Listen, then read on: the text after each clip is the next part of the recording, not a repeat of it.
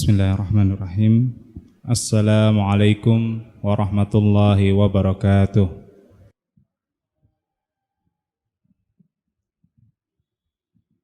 Innal hamdalillah nahmaduhu ta'ala wa nasta'inuhu wa nastaghfiruh wa na'udzu billahi min shururi anfusina wa min sayyiati a'malina may yahdihillahu fala mudilla lahu wa may yudlil fala hadiya lahu. Asyhadu an la ilaha illallah wahdahu la syarika lah wa asyhadu anna Muhammadan abduhu wa rasuluh alladzi la nabiyya wa la rasula ba'dah.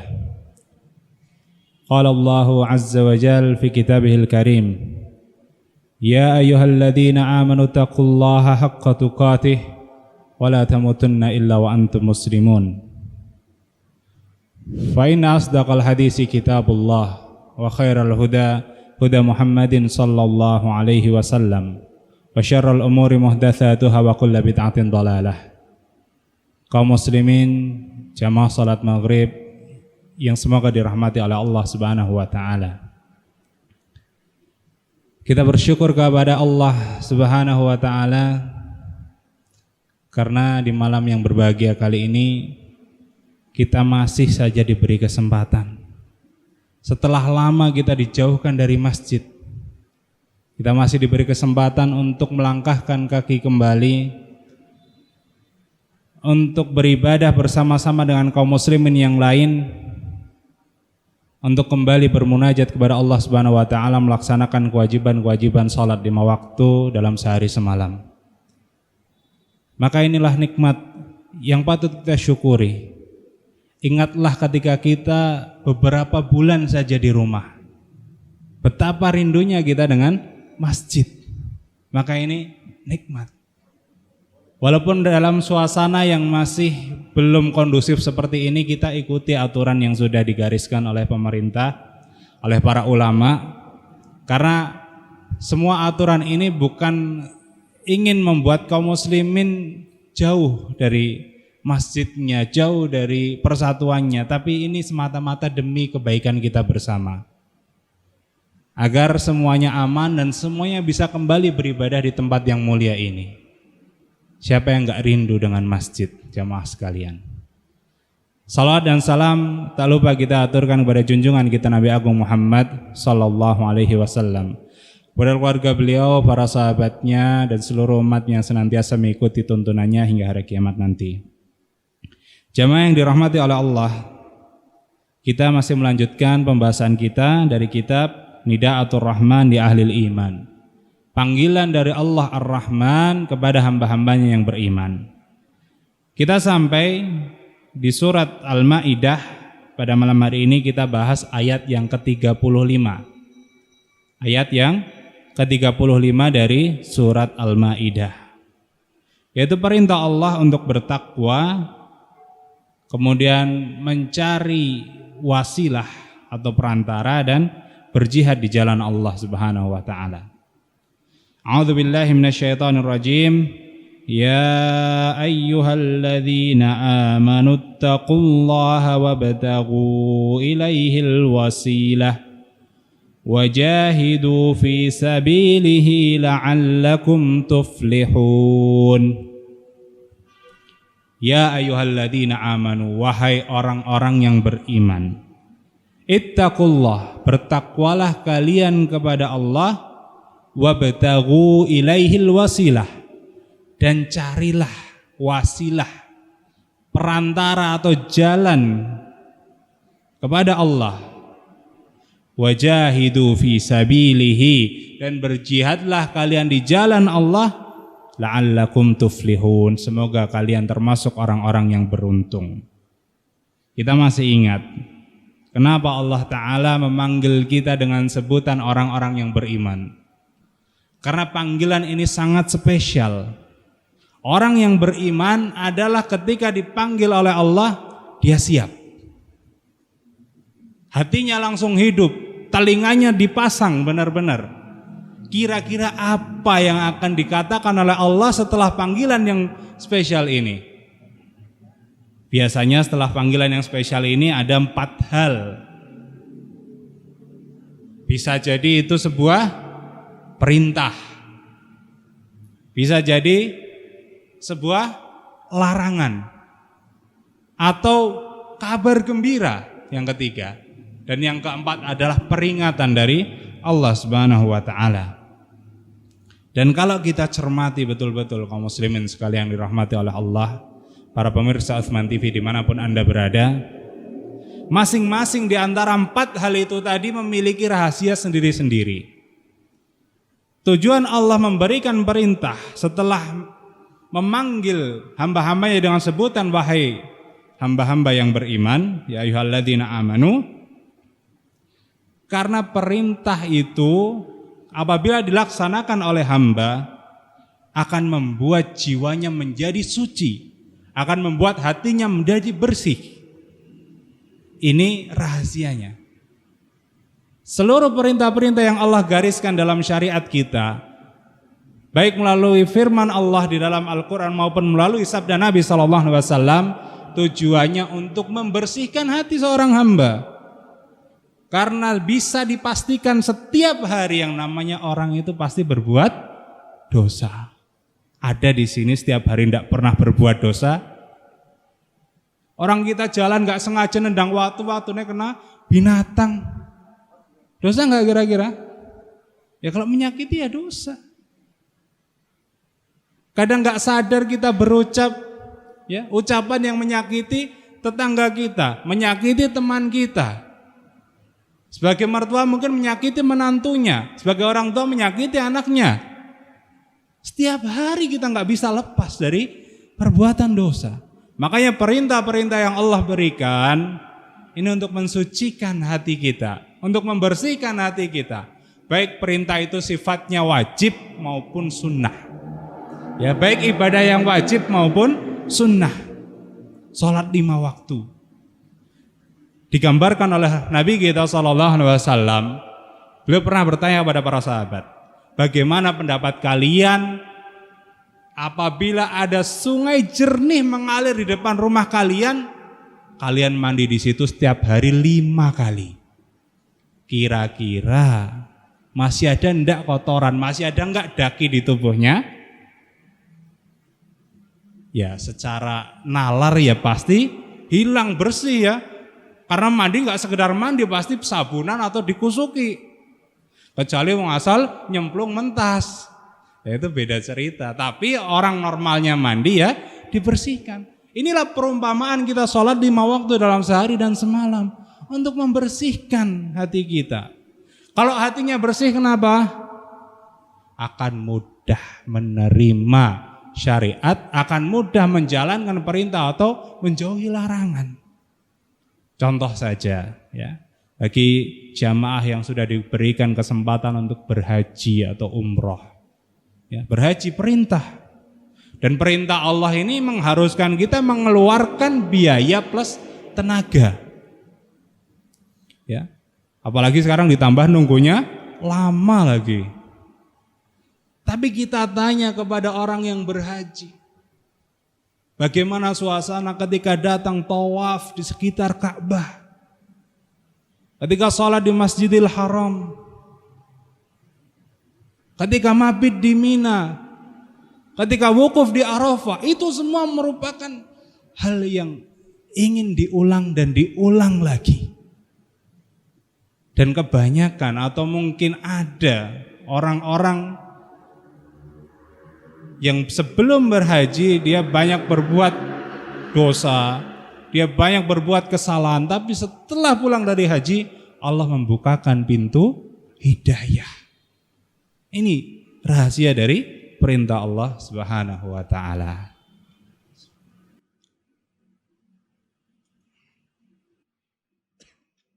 Sedangkan dalam larangannya Allah, misalnya setelah ya ayyuhalladzina amanu ada larangan. Larangan-larangan itu hakikatnya adalah untuk menjauhkan hamba-hambanya dari perbuatan-perbuatan yang mengotori hati.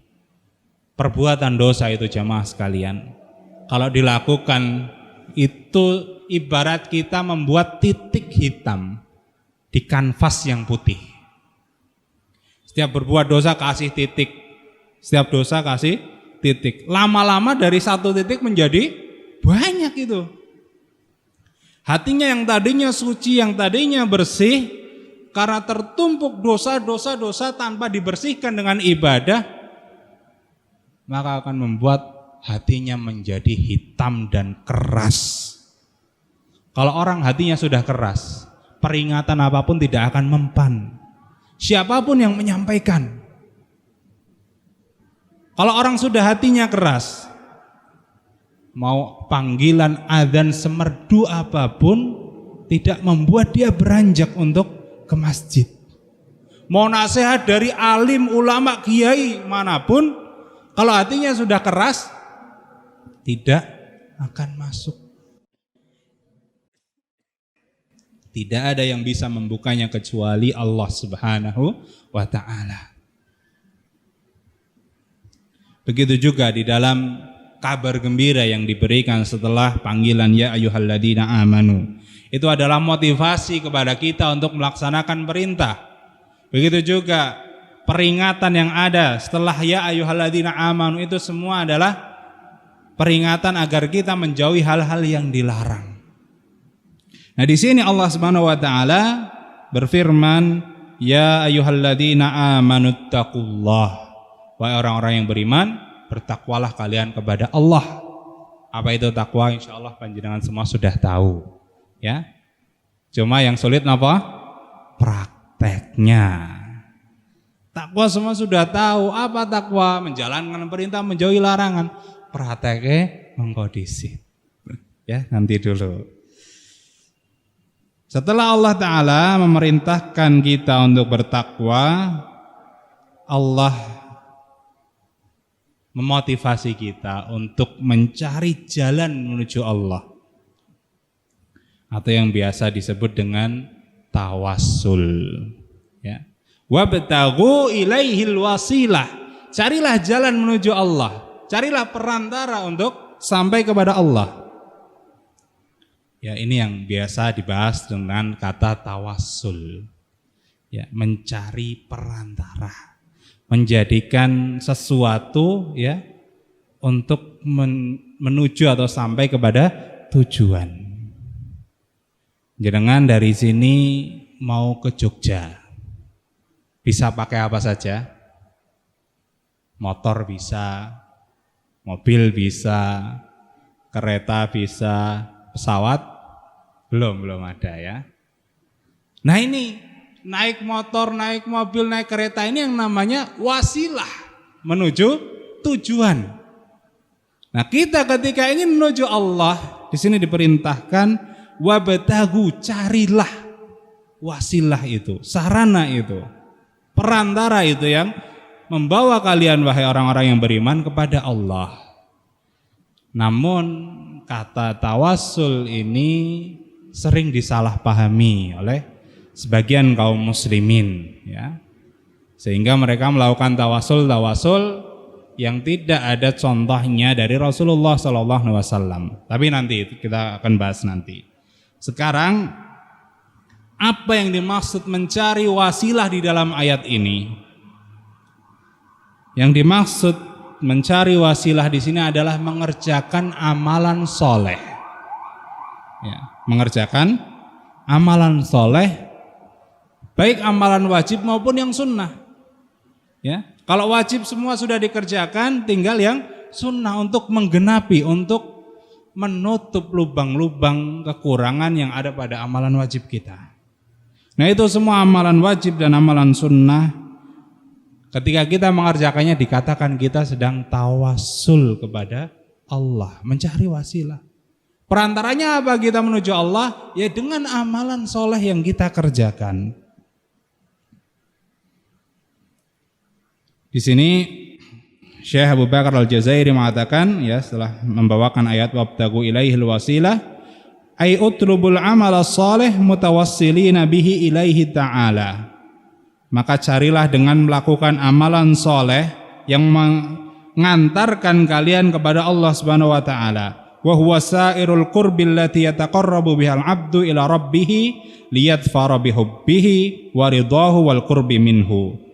Yaitu semua bentuk kedekatan antara seorang hamba dengan Allah. Berarti semua bentuk amalan. Mau yang wajib sholat, puasa, naik haji, membayarkan zakat, itu semua mendekatkan seorang hamba kepada Allah. Atau amalan-amalan yang sunnah yang lain, baca Quran, berzikir, berdoa. Apabila seorang hamba banyak melakukannya, maka makomnya, kedudukannya akan naik semakin mendekat kepada Allah. Ketika seorang melaksanakan amalan itu semua, dia akan mendapatkan kecintaan dari Allah, mendapatkan keridhaan dari Allah, mendapatkan kedekatan dengan Allah. Jadi kalau mau dekat dengan Allah, kuncinya yang utama perbanyak amal soleh. Yang ada sebuah hadis di Arba'in An-Nawawiyah itu yang diistilahkan sebagai hadis wali, ya. Di situ Rasulullah SAW menceritakan bahwasanya yang paling dicintai oleh Allah ketika seorang hamba melakukan amalan wajib. Kemudian setelah amalan wajibnya dilakukan, hamba tersebut melakukan amalan sunnah. Nah, kalau wajib dan sunnah amalan-amalan yang dikerjakan, maka fakuntu sam'ahu alladhi yasma'u bih. Allah akan menuntun pendengaran hamba tersebut. Artinya dituntun apa? Dia diberi kesukaan mendengar yang baik-baik dan dijadikan benci mendengar yang buruk-buruk. Itu kedekatan antara seorang hamba dengan Allah. Nek krungu Quran rasane adem, rasane tenang, seneng. Nek krungu musik sing wah seorang genah, artinya enggak senang, artinya panas, enggak suka. Ya. Begitu juga Allah akan menuntun penglihatannya, ya, dibuat senang melihat yang baik-baik, yang indah-indah, yang halal, ya. Dan dibuat benci melihat yang haram. Dan Allah akan menuntun langkah dia. Langkahnya, kakinya dituntun menuju tempat yang baik. Tuntun menuju masjid, dituntun menuju panti asuhan untuk memberikan santunan anak yatim. Dituntun menuju ke tempat bencana untuk memberikan bantuan. Bukan dituntun ke tempat-tempat maksiat, ke kafe, ke diskotik dan lain sebagainya. Itu ketika seorang hamba jujur dengan amalannya, dia akan menjadi dekat, Allah akan menuntun hidupnya. Dan di dalam ayat maupun hadis, Allah Subhanahu wa taala menegaskan bahwasanya ketika seorang hamba ini pengen dekat dengan Allah, langsung minta. Tadi bisa dengan perantara amal soleh atau langsung minta. Dalilnya di surat Ghafir. Surat Ghafir nama lainnya surat apa? Surat Ghafir nama lainnya ada yang tahu?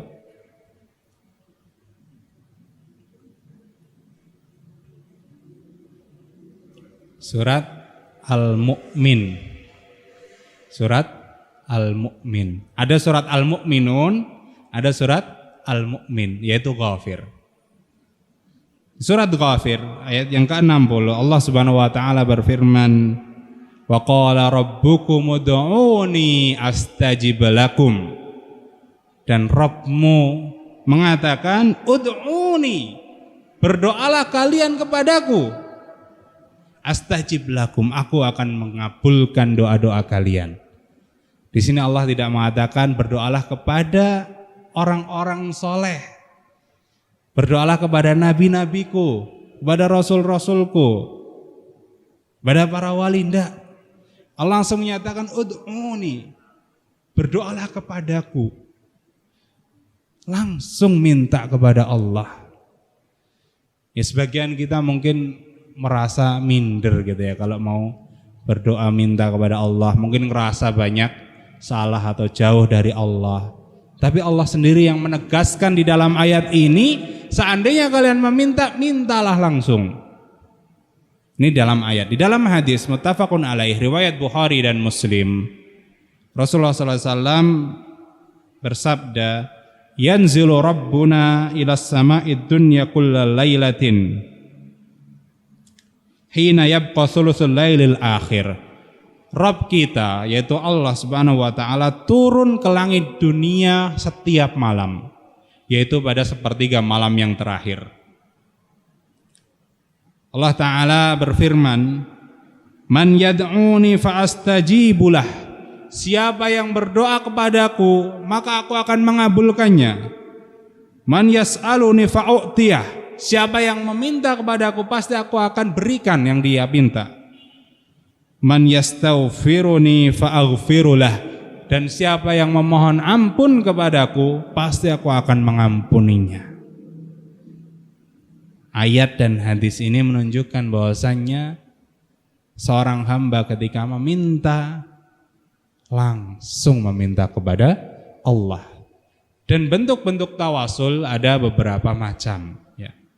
Yang pertama adalah tawasul dengan amalan soleh. Seperti yang dilakukan oleh Nabi Ibrahim dan Ismail. Wa idh yarfa'u Ibrahimul qawa'ida minal baiti wa Ismailu rabbana taqabbal minna.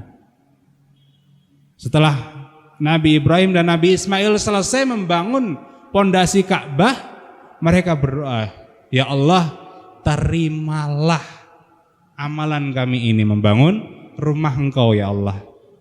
Ini dalil yang menunjukkan boleh tawasul dengan amalan soleh. Itu juga dalam kisah 3 orang yang terperangkap di dalam gua, ya, mereka masuk ke gua kemudian batu besar menutup gua.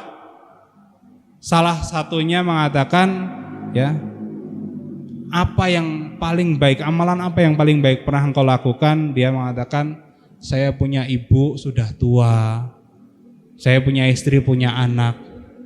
Setiap saya selesai menggembala, saya perah susunya dan saya berikan ke ibu sebelum anak dan istri saya minum.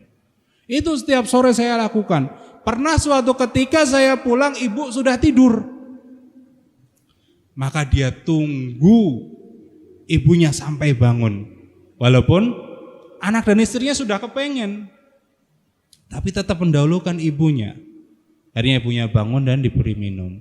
Maka dengan tawasul amalan ini, batu besar yang menutupi gua itu sedikit demi sedikit terbuka. Ini dengan amalan soleh. Yang kedua, tawasul dengan nama Allah. Dengan nama Allah. Allah Subhanahu wa taala berfirman, "Walillahil asmaul husna fad'uuhu biha." Dan milik Allah lah nama-nama yang husna, yang baik. Fad'uuhu, maka berdoalah kepada Allah dengan nama-nama itu. Nama-nama Allah ada banyak. Yang kita kenal ada 99. Setiap nama dari nama-nama Allah itu mengandung sifat. Nama Allah Ar-Rahman, artinya apa? Maha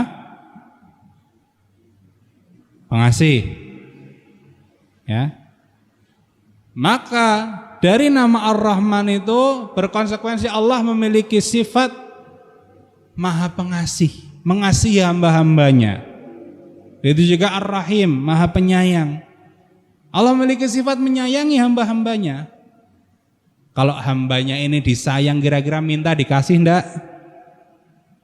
Jangan kalau punya cucu, sayang sama cucu, cucunya minta dikasih enggak? Ya dikasih. Itu juga nama Allah Ar-Razzaq, yang maha memberi rizki. Lihat kata Ar-Razzaq. Ar-Razzaq ini dalam bahasa Arab merupakan sighah mubalaghah. Artinya banyak memberi rizki, bukan cuma sekali kemudian selesai enggak. Ar-Razzaq, ya. Ini maknanya banyak memberi rizki. Berarti berapapun, sebanyak apapun yang kita minta kepada Allah, kalau Allah berkehendak pasti dikasih rizkinya kepada kita. Kita pakai itu dalam doa-doa kita. Ya Razzaq urzuqni. Wahai Allah yang maha memberi rizki, berilah rizki kepadaku. Allah memiliki nama Al-Ghaffar atau Al-Ghafur, yang maha mengampuni. Berarti sifat Allah ini senang mengampuni. Mau minta ampun ya langsung minta kepada Allah.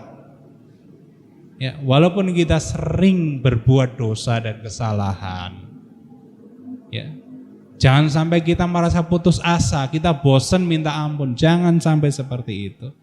Walaupun kita sering tobat, kemudian berbuat dosa lagi, kemudian tobat lagi. Jangan pernah sampai putus asa. Minta kepada Allah karena Allah memiliki sifat Maha Pengampun.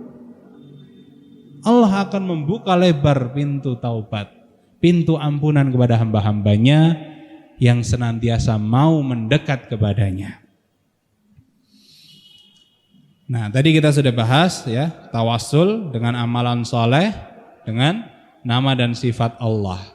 Kemudian yang ketiga, tawassul yang disyariatkan adalah tawassul dengan doa dari orang soleh yang masih hidup. Doa dari orang soleh yang masih hidup. Jadi misalnya jenengan punya kenalan kiai atau ustadz atau siapapun, ya, ada kesempatan bertemu, minta tolong didoakan, Ustaz tolong doakan anak saya ini ya mau ujian masuk kuliah misalnya. Ya, Ustaz tolong doakan ya mudah-mudahan saya bisa diberi kesempatan umroh tahun ini. Enggak apa-apa, boleh. Ya, boleh. Kalau kita minta kemudian dibantu oleh orang lain meminta, banyaknya permintaan itu akan membuat Allah Subhanahu wa taala semakin cepat mengabulkan doa kita biidznillah. Ya, jadi boleh kita bertawassul dengan doa orang soleh yang masih hidup. Ini yang diperbolehkan. Kemudian kata Syekh Abu Bakar Al-Jazairi,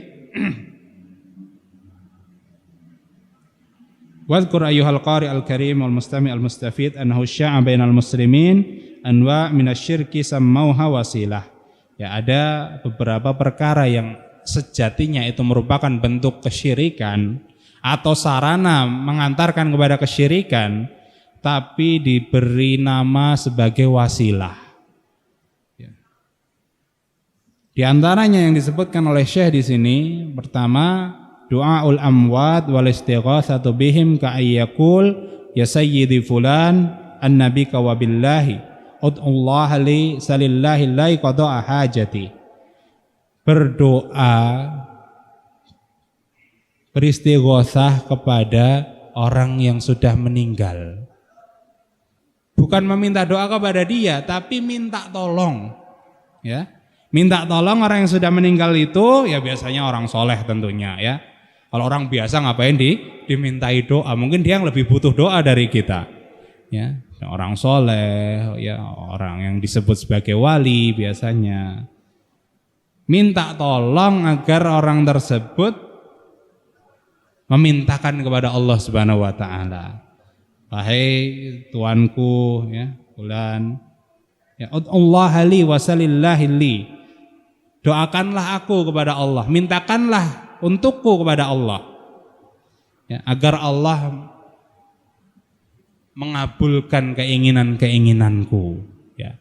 Ini kan wasilah ya, perantaranya orang mati. Tapi apakah mereka orang yang meninggal bisa dengar permintaan kita? Ya, ini perbedaan pendapat di kalangan para ulama.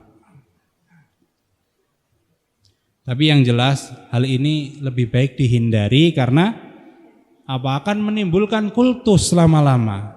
Ya, misalnya satu minta tolong dari situ dapat, ya ketepatan dapat Allah mengabulkan.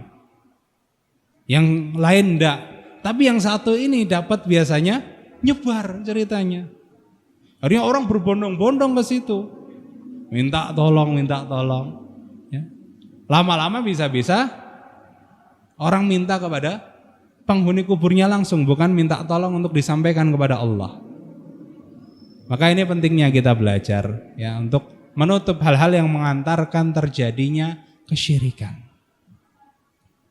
Kalau kita baca sejarahnya umatnya Nabi Nuh yang namanya Suwa, Yaghus, itu orang-orang soleh, tapi dijadikan berhala-berhala. Awalnya dari itu tadi minta tolong. Lama-lama setan bermain. Setan itu nggak akan pernah ridho kalau manusia itu tauhidnya lurus kenceng. Ya, ada saja cara yang dipakai untuk menggelincirkan umat manusia. Kemudian bentuk yang kedua, adzabhu lil auliya kan yadbah asyata 'ala dharih wa yaqulu hadhihi 'ala ruhi sayyidi fulan. yaitu menyembelih kurban binatang ya di kuburan orang yang soleh telah meninggal. Ya dia bilang ya ini hewan untuk rohnya wali fulan, kiai fulan. Ya, ini juga bentuk tawasul yang tidak disyariatkan. Harusnya kita punya kelebihan harta kurban, ya kurban langsung. Diniatkan dari diri kita, dari keluarga kita boleh. Ya, bentar lagi kurban. Kurban itu yang keluarkan harus 1 orang. Yang membeli harus 1 orang. Kambing harus 1 orang.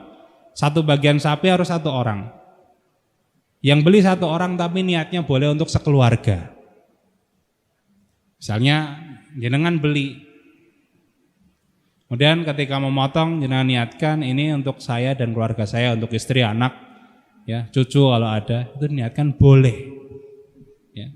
Tapi wajib yang beli 1 atas namanya 1 maksudnya, yang bayari 1.